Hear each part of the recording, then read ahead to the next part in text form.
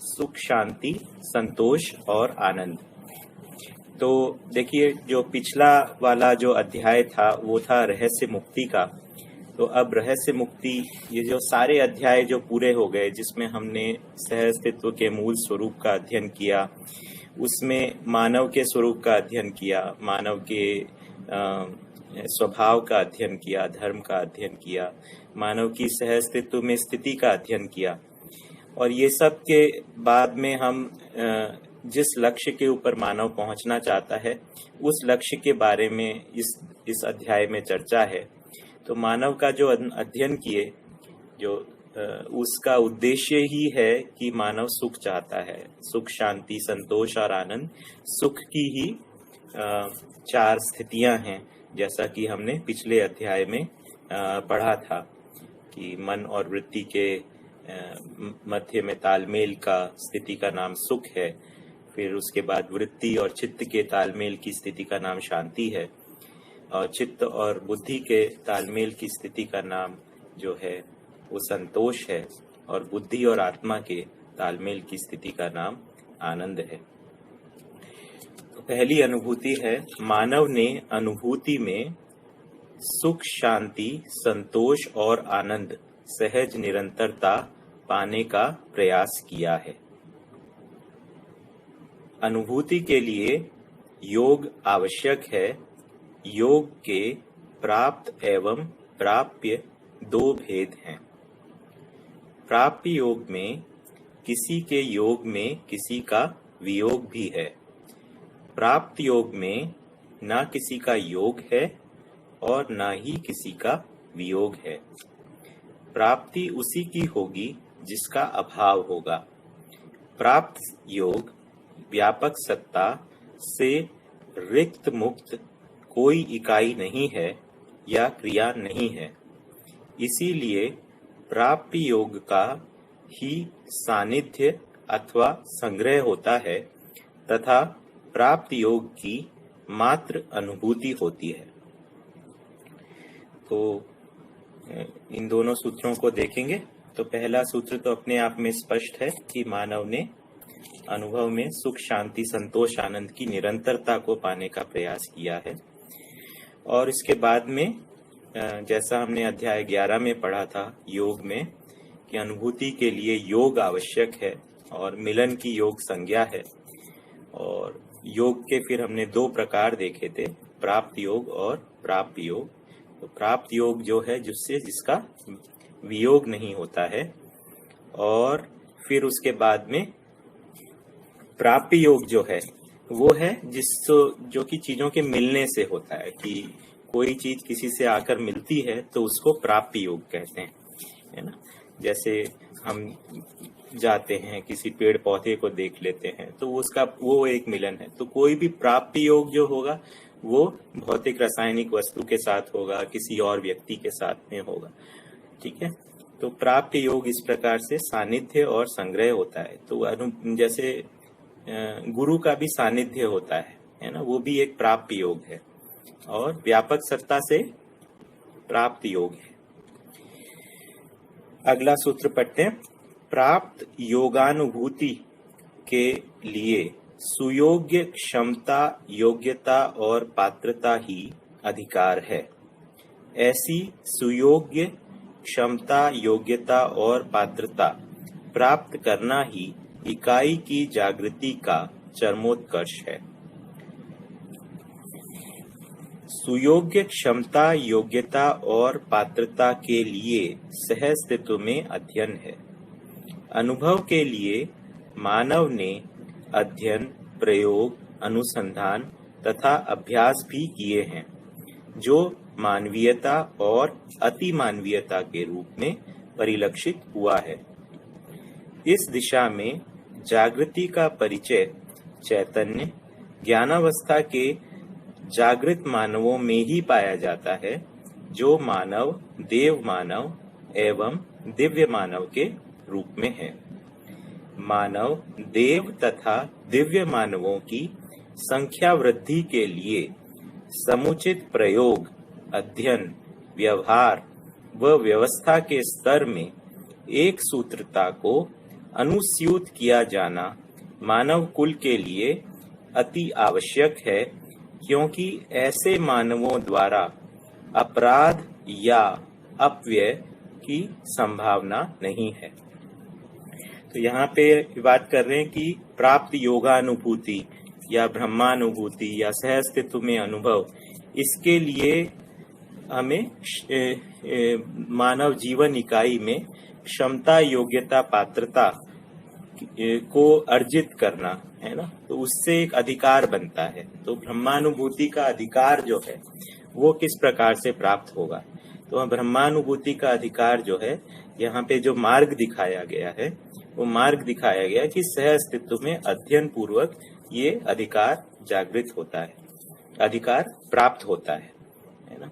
तो उससे इसको प्राप्त करना ही इकाई की जागृति का चरमोत्कर्ष है। फिर उसके बाद में इसी के एक्सप्लेनेशन में आगे फिर लिखा है कि जागृति का परिचय जो है वो मानवीयता और अति मानवीयता के स्वरूप में होगा। तो मानवीयता तो मानव के स्वरूप में और अति मानवीयता देव मानव और दिव्य मानव के रूप में है।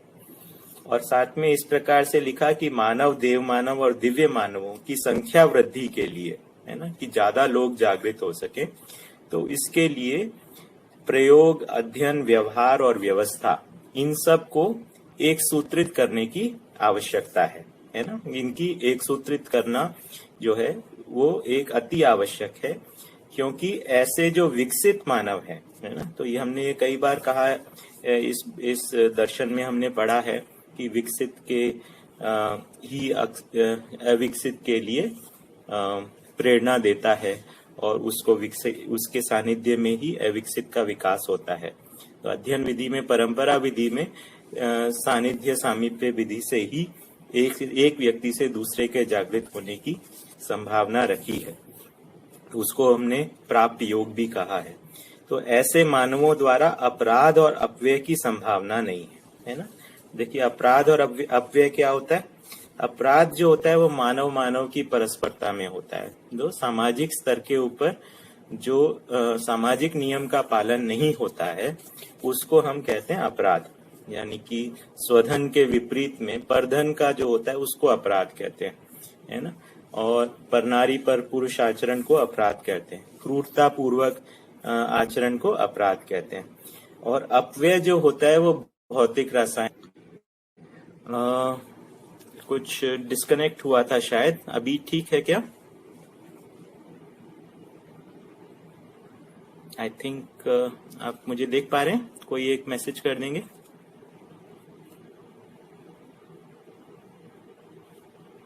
Okay, so I think okay, so we will begin now. ठीक है, तो ऐसे विकसित मानवों द्वारा अपराध और अपव्यय की संभावना नहीं है। तो इसमें लिखा है अज्ञान, अत्याशा अथवा अभाववश ही मानव अपराध करता है और अविवेकवश ही अपव्यय करता है ना। इसमें अपराध और अपव्यय को आगे और अगले सूत्र में एक्सप्लेन किया है कि क्यों मानव अपराध करता है। एक तो अज्ञानवश करता है, अत्याशा मतलब जिस चीज की एक्सपेक्टेशन है उससे ज्यादा एक्सपेक्ट कर देना, और तीसरा है अभाव या दरिद्रतावश, उससे मानव अपराध करता है ना। तो एक बार एक चर्चा में बाबा जी इस प्रकार से बताए थे, दरिद्रता ही अपराध है और अपराध ही दरिद्रता है। तो मतलब आदमी जो है समृद्ध अगर होता है तो समृद्ध व्यक्ति, समाधान समृद्धि संपन्न व्यक्ति कभी भी अपराध नहीं करेगा। तो उस प्रकार से इस दर्शन में जैसे वो मतलब दरिद्रता को पूजने वाली बात बिल्कुल भी नहीं की है, उसके विपरीत में यहाँ कोई ऐसा बात नहीं करे कि दरिद्र नारायण होते हैं, इस प्रकार की कोई बात इसमें नहीं कही है। दरिद्रता को एक कमजोरी के रूप में बताया है जिसका निराकरण आवश्यक है ना। तो दरिद्रता को अपराध का कारण के रूप में बताया है और समाधान के साथ में दरिद्रता की संभावना नहीं है ना। हम समाधान संपन्न हो और हम दरिद्र हो, है ना, हम दूसरों से प्रमुख अपेक्षा करते हो, तो ये इन दोनों का कोई मेल नहीं है। ठीक। और अविवेकवश ही मानव अपव्यय करता है। अपराध और अपव्यय ये दोनों व्यवहार मानवीयता और सामाजिकता की दृष्टि से सहायक नहीं है। अजागृतिवश अपराध है। ये आई थिंक दोनों क्लियर है। मध्यस्थ क्रिया या आत्मा का अध्ययन अनुसंधान पूर्वक प्रस्तुत मध्यस्थ दर्शन का शोध पूर्वक अध्ययन अनुसरण ही एक सूत्रता है। एक सूत्रता न्याय, धर्म तथा सत्यतापूर्ण व्यवहार, विचार एवं अनुभूति ही है। तो ये जो हम कर रहे हैं वही एक सूत्रता की ओर है। तो क्या हम कर रहे हैं? जो अनुसंधान पूर्वक जो मध्यस्थ दर्शन प्राप्त हुआ है उसका शोध पूर्वक अध्ययन अनुसरण कर रहे हैं, है ना, ताकि हम एक सूत्रता को पा सकें। तो कहाँ पर एक सूत्रता को पाना है? तो इस प्रकार से हमने पाया कि मानव के 4 आयाम हैं, है ना, अनुभव, विचार, व्यवहार और व्यवसाय। तो इन चारों आयामों में एक सूत्रता को पाना, है ना, ये शोध और अध्ययन पूर्वक हमको करना है। शोध और अध्ययन अभ्यास पूर्वक हमको इनको पाना है। मानव को विचार के अभाव में किसी भी समविषमात्मक क्रिया संभावना नहीं है। तो ये बात बिल्कुल क्लियर हुआ कि मानव का जब हम इसमें अध्ययन करते हैं तो मानव में सूक्ष्म क्रिया की पहचान होती है कि मानव केवल स्थूल वस्तु नहीं है, उसके मूल में सूक्ष्म क्रिया है। सूक्ष्म क्रिया क्या है?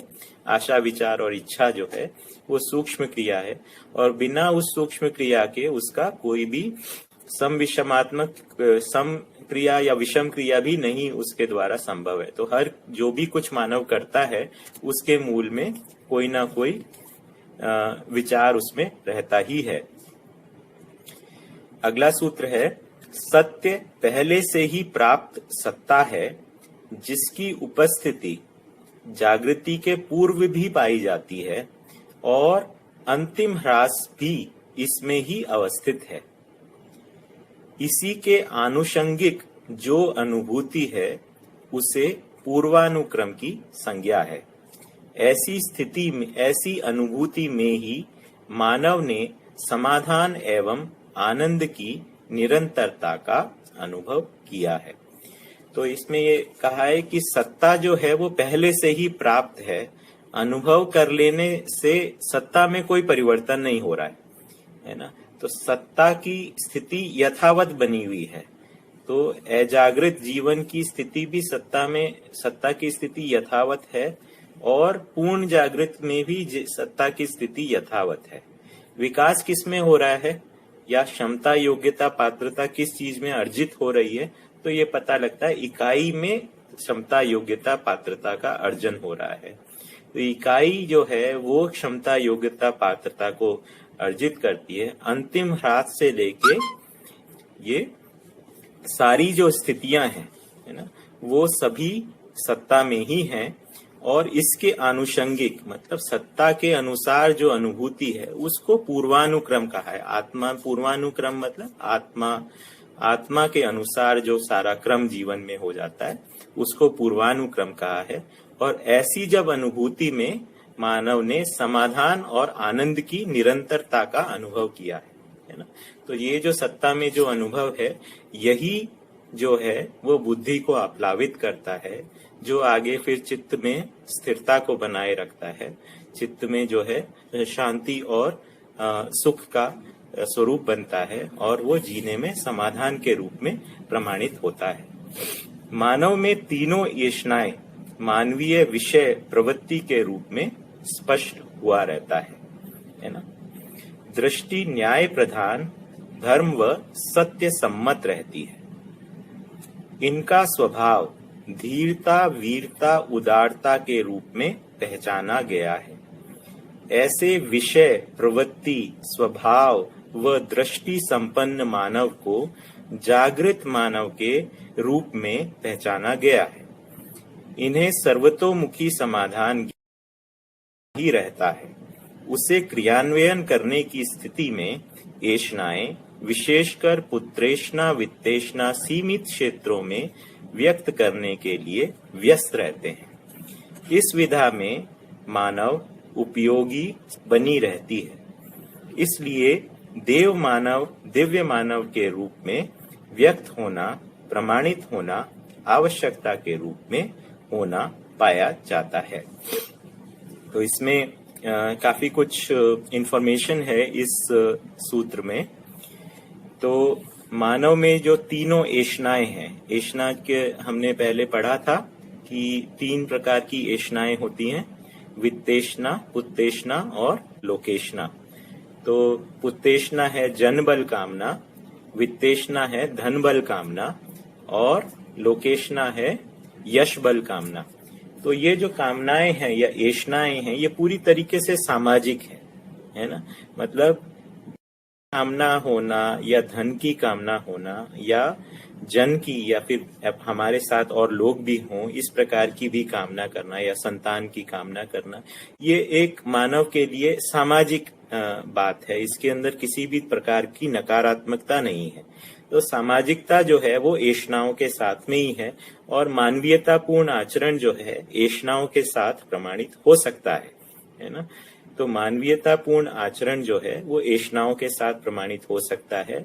और इसमें जो है दृष्टि जो है, यानी विचार में जो दृष्टि है तुलन की, वो न्याय प्रधान रहती है और धर्म और सत्य सम्मत रहती है ना। तो हमने ये बात को पहले अध्ययन किया है कि तुलन में न्याय, धर्म और सत्य ये दृष्टियां हैं और प्रिय हित लाभ दृष्टियां हैं। तो अनुभव मूलक विधि से न्याय, धर्म, सत्य दृष्टियां प्रधान हो जाती हैं और प्रिय हित लाभ दृष्टियां उसमें विलय स्वरूप में रहती हैं। और मानव पद में जो स्वभाव है वो धीरता, वीरता और उदारता के रूप में पहचाना गया है ना। तो धीरता की परिभाषा हमने पढ़े थे। धीरता का मतलब है न्याय में निष्ठा और दृढ़ता ना। तो आप देखिए परिभाषा कितनी मतलब एक कुछ नहीं करेंगे, है ना। तो निष्ठा भी है और दृढ़ता है ना। तो उसको हम बोल रहे हैं धीरता। फिर वीरता है कि दूसरे को भी न्याय दिलाने में अपनी शक्तियों का नियोजन, है ना, वो वीरता हुई। तो अब धीरता के साथ में वीरता हुई, मतलब स्वयं न्याय में दृढ़ता और निष्ठा को बनाए रखते हुए दूसरे को भी उस स्वरूप में बनाने की उपलब्ध करा देने के रूप में वीरता है। फिर तीसरा है उदारता।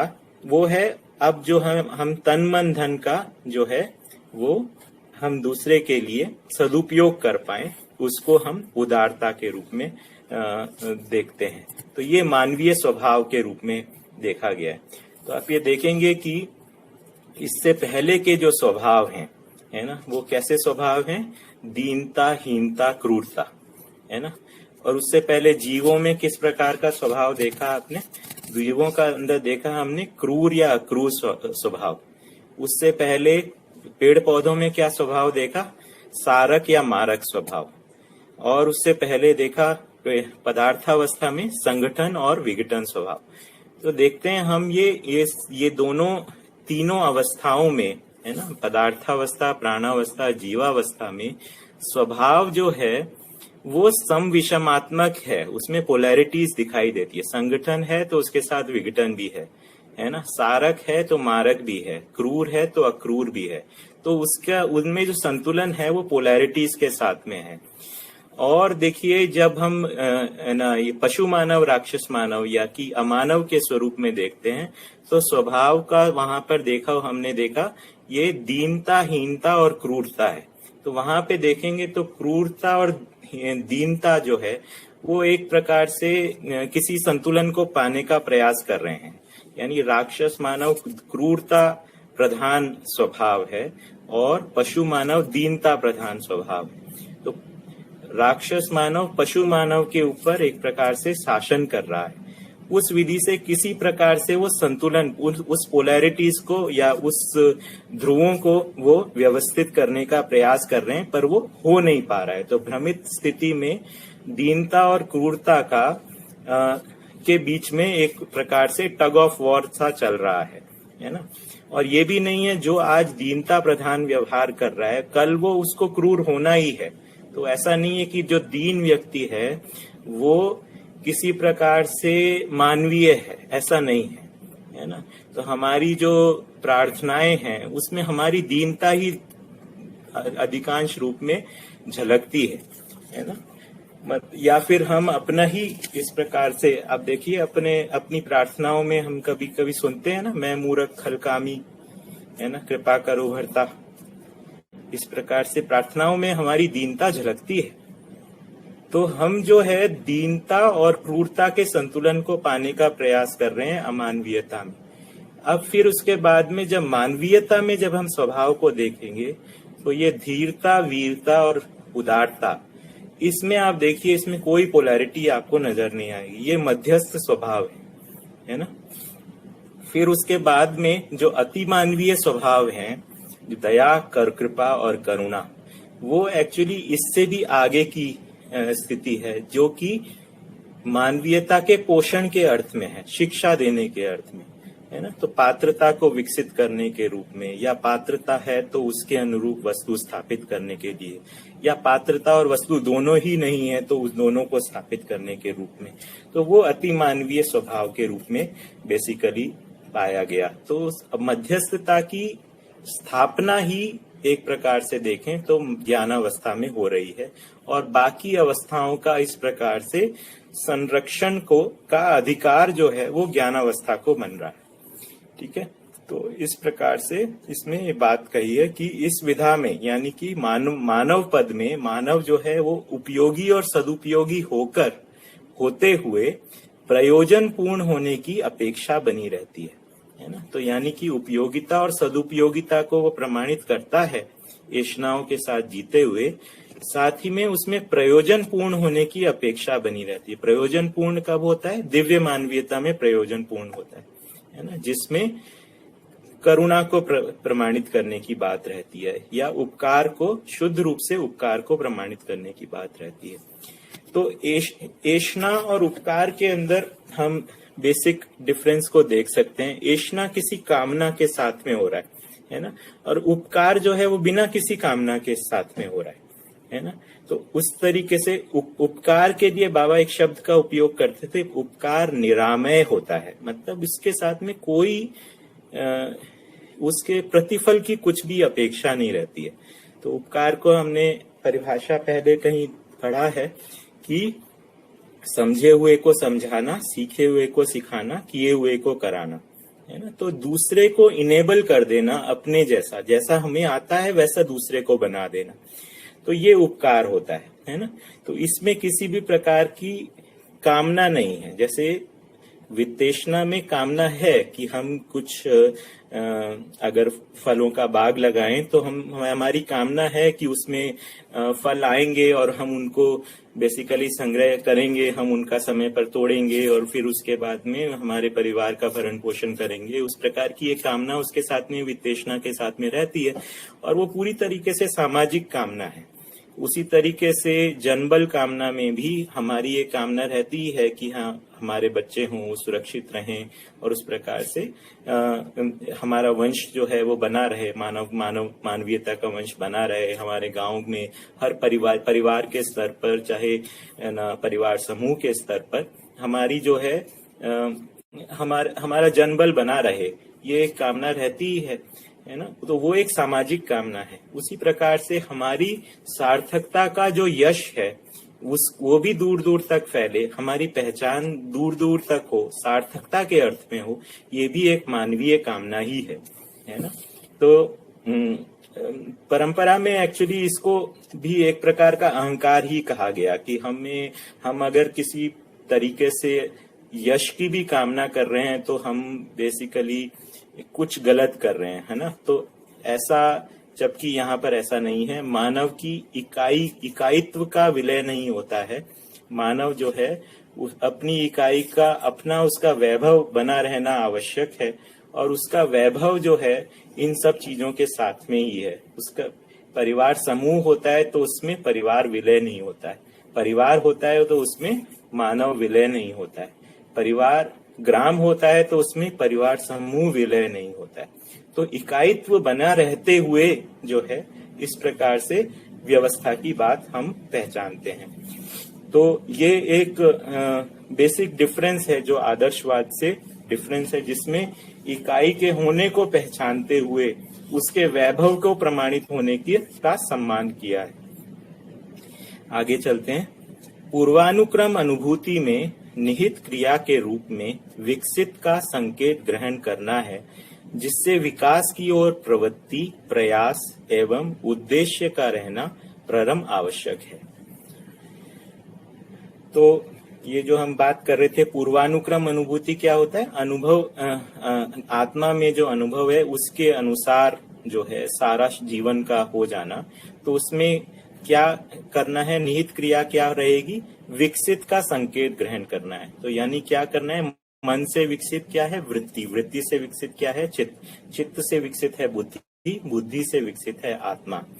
तो विकसित का संकेत ग्रहण करना है ना। और इसी क्रम में जब व्यवहारिक रूप में देखते हैं तो ये जागृत व्यक्ति के साथ में संबंध, तो विकास की ओर विकसित यानी जागृत मानव के साथ में हमें उसका भी संकेत ग्रहण करने की इसमें प्रेरणा है, जिससे विकास की ओर प्रवृत्ति, प्रयास और उद्देश्य का रहना परम आवश्यक है। हर मानव जागृतिशील है अथवा जागृत होना चाहता है ना। हर मानव योग पूर्वक ही जागृत होता है। जागृति के लिए वह आतुर, कातुर, आकुल, व्याकुल, आवेशित अथवा उद्विग्न रहता है। तो जागृतिशील शब्द का अर्थ क्या है? तो जागृतिशील की कब से जागृतिशीलता की शुरुआत है? और तो मैं जिसका इसको ऐसा स्वीकारा हूं, मानव जब भी जागृति के लक्ष्य को स्वीकार लेता है ना, तब से उसको जागृतिशील कह सकते हैं, है ना। तो जागृति पूर्णता यानी कि दिव्य मानव पद तक, और उसमें जागृतिशीलता का अंत है, और जागृतिशीलता की शुरुआत है जहां उसने अपना लक्ष्य स्वीकारा कि उसे जागृति पूर्ण होना है। तो कोई भी चीज का जो पूर्णता का ध्रुव होता है, वहीं से ही उसकी शीलता का पहचान होती है। जब तक पूर्णता का ध्रुव पहचाना नहीं रहता है, जब तक शीलता की पहचान नहीं हो पाती है। ठीक है। तो जैसे मान लो कोई व्यक्ति को कुछ अभी जीवन का लक्ष्य क्या है, कुछ उसका पास में मार्गदर्शन नहीं है, कोई कार्यक्रम नहीं है, और वो तो उसको हम जागृतिशील नहीं कहेंगे, क्योंकि उसका कोई रेफरेंस नहीं है। वो कहाँ जाना चाहता है, कहाँ पहुंचना चाहता है, वो उसका क्लियर नहीं है। तो जागृतिशील वही व्यक्ति है जिसने अपना लक्ष्य को वहां पर स्थिर कर लिया है। फिर उसके बाद में वो उसकी ओर क्रम को पहचानेंगे। तो क्रम को पहचानना बहुत आवश्यक है, और जागृतिशील जो शब्द है वो उसी अर्थ में है।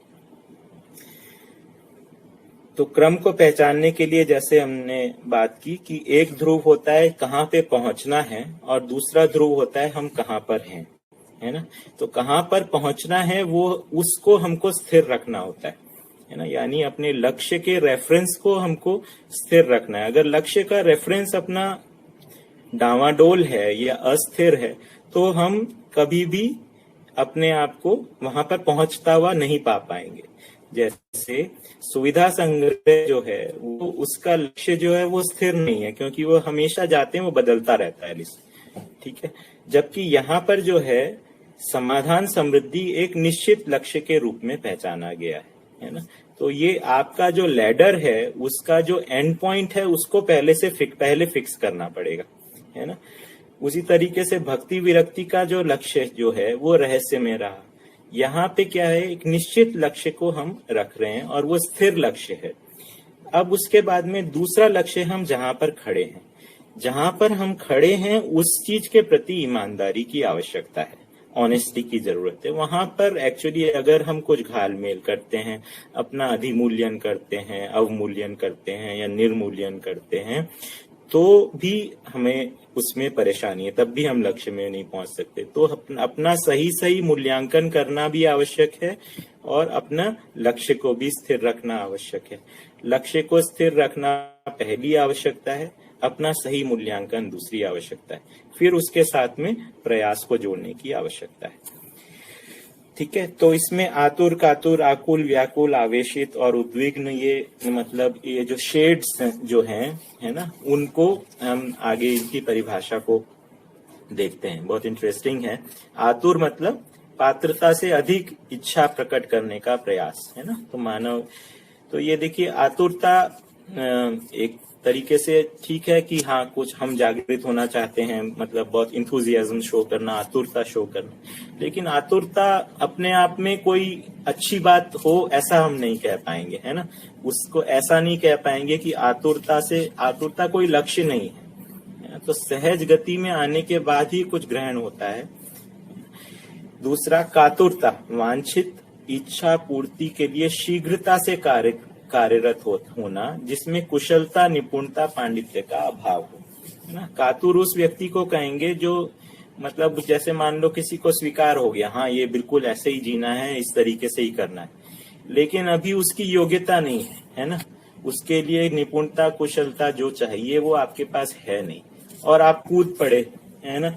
तो उसमें क्या है, उसमें घायल होना होगा ही, है ना। जैसे हम लोग शुरुआत के समय में बाबा जी के पास में जाते तो बाबा की बात हमको बहुत अच्छी लगती थी। हम लोग चाहते हैं कि सब छोड़ो, इस मतलब कूदो, जो भी कर रहे हैं उसको छोड़ो और इसको करो।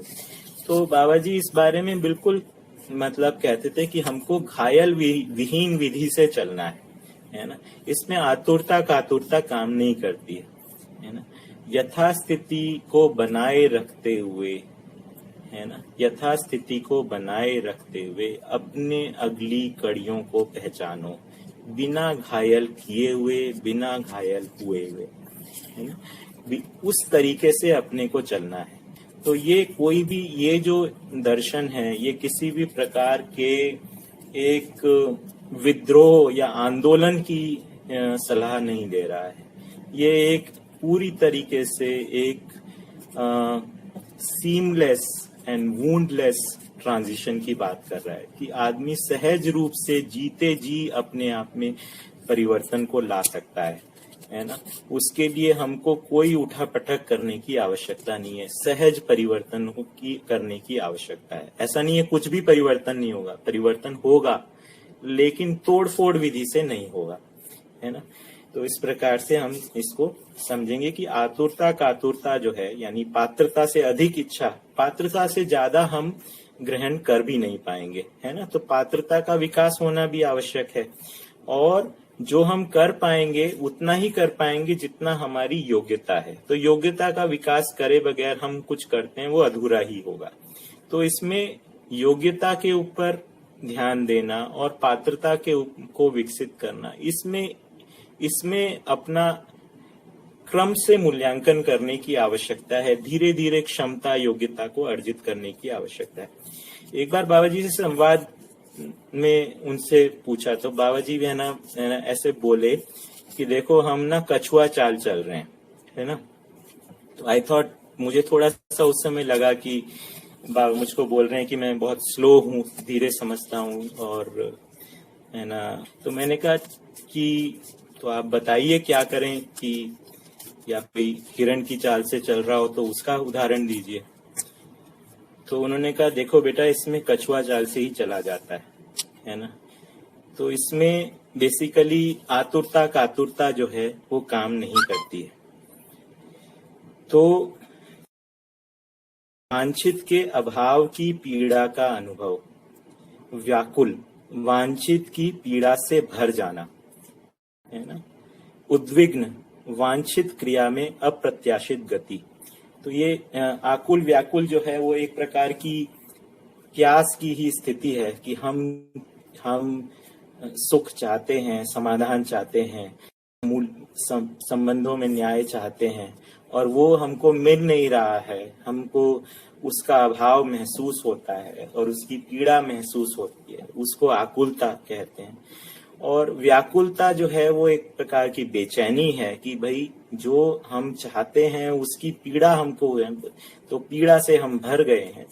तो वो एक कटाह स्थिति की आती है कि हम जो है अब तो इससे निकलना ही आवश्यक है, अब तो इसका समाधान ही होना होगा, इसको हम बनाए नहीं रख पा रहे हैं। तो ये भी ठीक है कि ऐसा भी एक कई बार बाबा जी कहा करते थे, ज्यादा पीड़ा जल्दी राहत। मतलब जो आदमी ज्यादा पीड़ा में आ जाता है ना, अपनी ही भ्रम से जीतने की जो है स्थिति से स्वयं उसका मूल्यांकन हो जाता है कि वो जो जगह पर खड़ा हुआ है वो कोई स्वस्थ जगह नहीं है, तो वो उसके लिए सही दिशा में अगर हाथ पांव मारेगा तो वो उससे निकलेगा ही।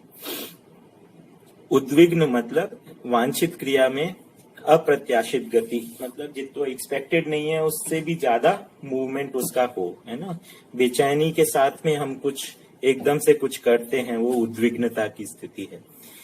आवेश अतिक्रमण या आक्रमण से प्राप्त दबाव आवेश है ना। तो ये सब स्थितियां जो हैं वो भ्रमित स्थितियों में ही हैं, और शायद ये अध्ययन क्रम में भी हम अपने आप में इन चीजों को महसूस किए ही होंगे या करते हैं या करने की संभावना है। तो इनको सबको सामान्य होने की आवश्यकता है, क्योंकि सहजता की स्थिति में ही अध्ययन हो सकता है ना। ये आवेशित विधि से या आतुरता की स्थिति में जो है अध्ययन नहीं होता है। तो बाबा जी ऐसे कहते थे कि सुख शांति ना होगा। आतुरता करते हैं तो एक तरीके से उस रास्ते पर साबुन लग जाता है, फिर उस पे फिसल जाते हैं। तो इसलिए पैर जमा कर चलने का उन्होंने संदेश अपना दिया है। अगला जो है विधिवत आचरण, जिसमें धर्म नीति और राज्य नीति सम्मत व्यवहार। तो ये हमने अध्याय 16 में अध्ययन किए थे, धर्म नीति और राज्य नीति को। तो धर्म और राज्य को हमने देखे ही थे कि किस प्रकार से ये दो व्यवस्थाएं हैं जो कि मानव के तन मन धन के सदुपयोग और सुरक्षा से जुड़ी हुई हैं, और किस प्रकार से बाबा जी ने इनको इंस्टीट्यूशंस से निकाल कर, है ना, परिवार के अंदर समाहित करने का एक मार्ग दिखाया है कि परिवार में धर्म और राज्य दोनों को समाहित करके स्वराज्य का स्वरूप यहाँ पर दिया है। कि धर्म जो है अब वो मंदिरों में ना रहकर धर्म को परिवार में शामिल कर लिया, राज्य को जो है बाहर किसी न्यायालयों और कार्यालयों और है ना, यानी जो लेजिस्लेटिव एग्जीक्यूटिव है ना, ये सब जो होती हैं उन शासन के अंदर स्थान देने के स्थान पर परिवार में उनको समाहित कर लिया। तो धर्म नीति और राजनीति को, ये जो परिवार मूलक स्वराज्य व्यवस्था जो उन्होंने प्रस्तावित की है, उसमें धर्म और राज्य को की जिम्मेदारी जो है वो परिवार विधि से लेने का मार्ग दिखाया है, और फिर परिवारों को सोपानवत व्यवस्थित करने का एक विजन को भी प्रस्तुत किया है। आगे हम इसके बारे में जो अध्ययन करेंगे तब इसके बारे में हम और विशद इसका डिटेल में अध्ययन करेंगे। तो इस सूत्र से हम आगे बढ़ते हैं। थोड़ा सा पानी पी लेता हूँ।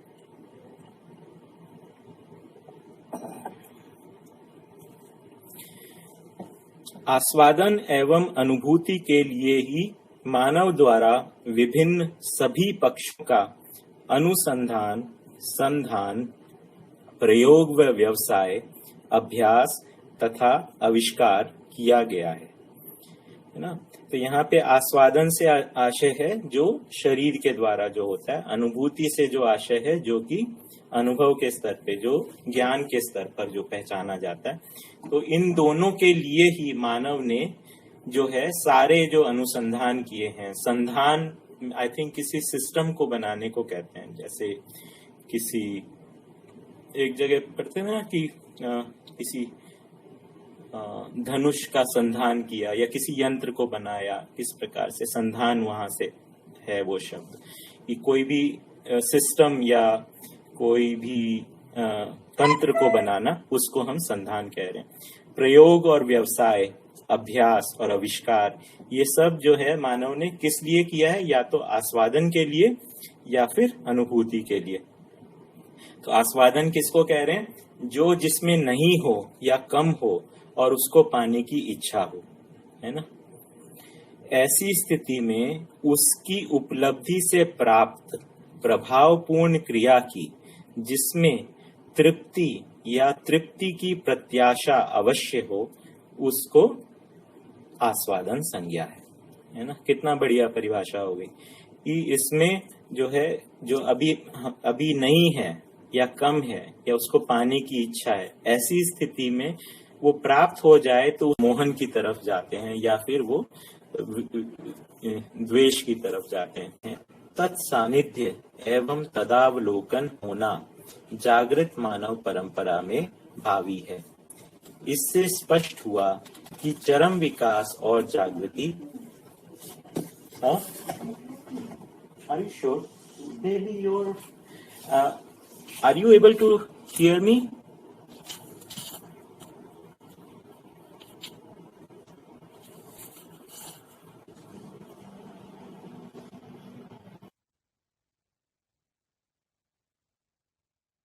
करना होगा।